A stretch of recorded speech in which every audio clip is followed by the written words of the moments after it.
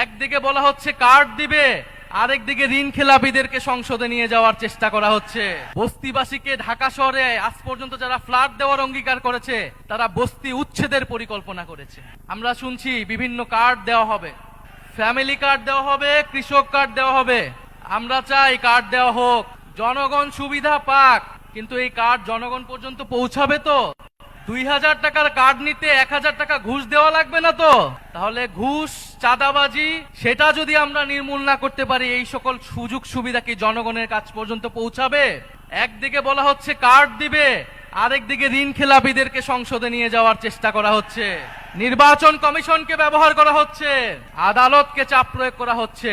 ফলে এ কেমন দ্বিচারিতা? যদি প্রকৃতপক্ষেই জনগণকে সুবিধা দেওয়ার নিয়ত থাকে তাহলে কেউ ঋণ খেলাপিকে নমিনেশন দিতে পারে না। যারা ঋণ পরিশোধ করে নাই তারা সংসদে গেলে আপনার মনে হয় তারা ঋণ পরিশোধ করবে? আর এরা আবারও ঋণ নিবে, এরা আবারও টাকা লুট করবে, এরা আবারও টাকা পাচার করবে বিদেশে। আমরা তো এই বাংলাদেশ চাই নাই। আমরা তো সেই লুটেরাদের বিরুদ্ধেই গণ অভ্যুত্থান করেছি।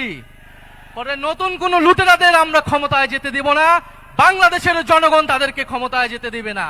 বলা হচ্ছে বস্তিবাসীকে ফ্ল্যাট দেওয়া হবে।